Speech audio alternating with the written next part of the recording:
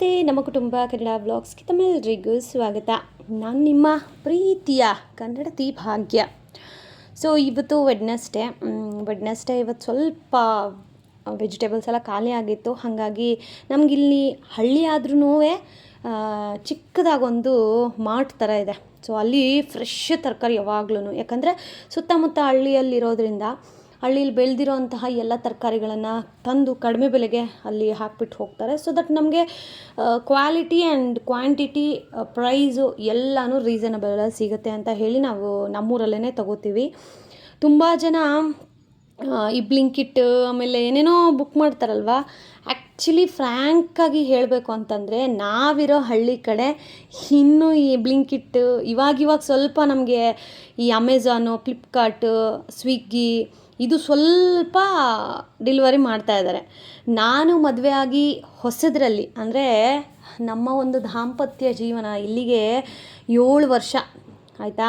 So 7 ವರ್ಷದಲ್ಲಿ ಒಂದು 2 ವರ್ಷದಿಂದ, ಅಂದರೆ ಕೋವಿಡ್ ಯಾವಾಗ ಸ್ಟಾರ್ಟ್ ಆಯ್ತಲ್ಲ ಅದಾದಮೇಲೆ ನಮಗಿಲ್ಲಿ ಈ ಥರ ಕೊರಿಯರ್ ಸರ್ವಿಸ್ ಅನ್ನೋದು ಸಿಗ್ತಾ ಇರೋದು. ಅದಕ್ಕೆ ಮುಂಚೆ ಏನೇ ಬೇಕಾಗಿದ್ರೂ ಒಂದು ಏನಿಲ್ಲ ಅಂದ್ರೂ ಒಂದು 10 to 20 ಮಿನಿಟ್ಸ್ ಜರ್ನಿ ನಾವು ಹೋಗಲೇಬೇಕು, ತೊಗೊಂಡು ಬರಲೇಬೇಕು. ಇನ್ನು ಹಾಸ್ಪಿಟಲ್ಸಾ ಕೇಳಲೇಬೇಡಿ, ನಮ್ಮೂರಲ್ಲಿ ಹಾಸ್ಪಿಟ್ಲು ಸಹ ಇಲ್ಲ. ಸೊ ಯಾಕೆ ಇವತ್ತು ಈ ಮಾತನ್ನ ಹೇಳ್ತಾ ಇದ್ದೀನಿ ಅಂತಂದರೆ, ತುಂಬ ಜನಕ್ಕೆ ಎಲ್ಲ ಇರುತ್ತೆ ಆಯಿತಾ, ಮನೆ ಪಕ್ಕ ಎಲ್ಲ ಫೆಸಿಲಿಟಿ ಇರುತ್ತೆ, ಆದರೆ ಅವರ ಮನಸ್ಸೇ ಸರಿ ಇರಲ್ಲ. ಆದರೆ ನೀವು ಒಂದು ಸತಿ ನಮ್ಮ ಹಳ್ಳಿಗಳ ಕಡೆ ಬಂದುಬಿಡ್ರಿ, ನಾವು ಸ್ವಲ್ಪ ಘಾಟಾಗಿ ಮಾತಾಡ್ಬೋದು ಆಯಿತಾ, ಆದರೆ ನಮ್ಮ ಮನಸ್ಸು ಎಷ್ಟು ಮೃದುವಾಗಿರುತ್ತೆ ಅಂತಂದರೆ, ಮನೆಗೆ ಯಾರೇ ಬಂದರೂ ಬರಿಗೈಯಲ್ಲಿ ಕಳಿಸಲ್ಲ, ತೋಟಕ್ಕೆ ಯಾರೇ ಬಂದರೂ ಬರಿಗೈಯಲ್ಲಿ ಕಳಿಸಲ್ಲ. ಮತ್ತು ಮಾತಾಡಬೇಕಾದ್ರೆ ನಮ್ಮ ಮಾತಿನ ಮೇಲೆ ನಿಗಾ ಇರುತ್ತೆ. ಸೊ ಹಳ್ಳಿಯವರು ಹೆಣ್ಮಕ್ಳಾಗಲಿ ಗಂಡು ಮಕ್ಕಳಾಗಲಿ ಆ ಕೂತು ಮಾತಾಡೋದಿದೆಯಲ್ಲ, ಅದು ಕೇಳೋಕ್ಕೆ ಒಂದು ಚೆಂದ ಗೊತ್ತಾ.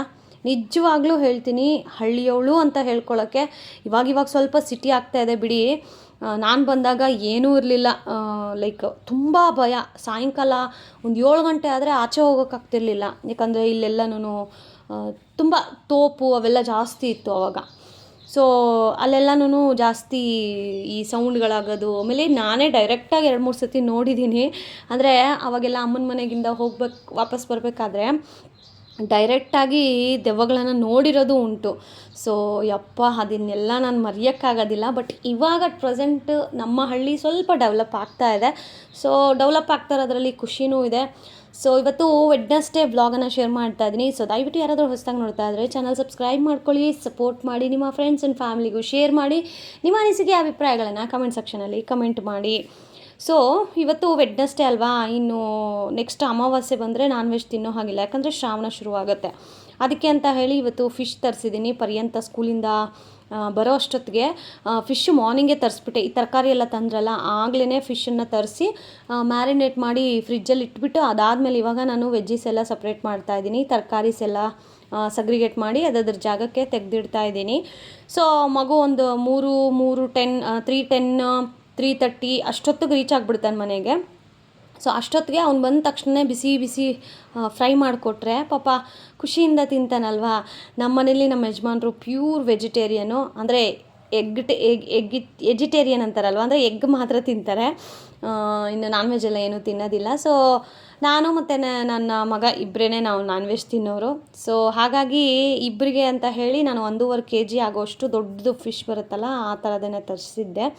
ಅದನ್ನು ನೀಟಾಗಿ ಕಟ್ ಮಾಡಿ, ಫಿಶ್ಶು ನಾವು ಎಷ್ಟೇ ಮಾಡಿದ್ರೂ ಆ ಎಕ್ಸ್ಪರ್ಟ್ಸ್ ಮಾಡಿದ್ರೆ ಆ ಟೇಸ್ಟ್ ಅಂತಾರಲ್ಲ, ಅದು ಬರೋದೇ ಇಲ್ಲ. ಸೊ ನಾನು ಅದಕ್ಕೆ ಏನು ಮಾಡ್ತೀನಿ ಅಂದರೆ, ನಾನು ಅದು ಮ್ಯಾರಿನೇಟ್ ಮಾಡೋಕ್ಕೆ ಮುಂಚೆ ನನ್ನ ಅಕ್ಕನ ಕರೆದ್ಬಿಡ್ತೀನಿ. ಅಕ್ಕ ಅಂದರೆ ತುಂಬ ಜನಕ್ಕೆ ಗೊತ್ತಿಲ್ಲದೆ ಇರ್ಬೋದು, ನನ್ನ ಸಿಸ್ಟರ್, ಓಕೆನಾ. ಸೊ ಕರೆದ್ಬಿಡ್ತೀನಿ. ಸೊ ಅವ್ರು ಬಂದು ನನಗೆ ಹೇಳ್ತಾರೆ ಇಷ್ಟ ಹಾಕು ಅಂತ.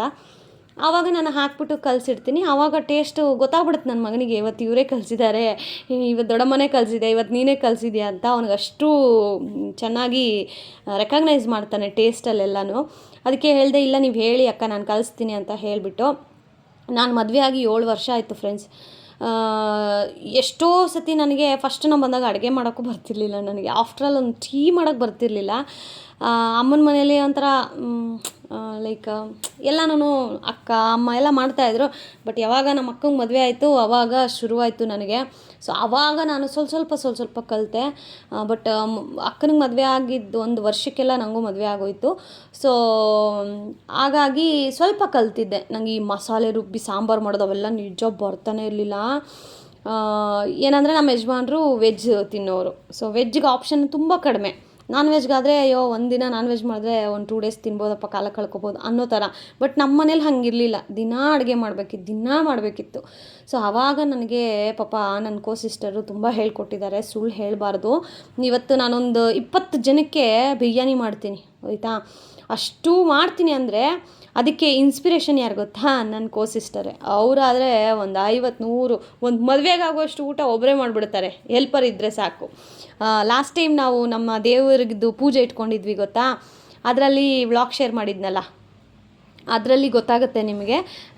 ಆ್ಯಕ್ಚುಲಿ ನನ್ನ ಸಿಸ್ಟರೇ ಅಡುಗೆ ಮಾಡ್ತಾಯಿದ್ದಿದ್ದು.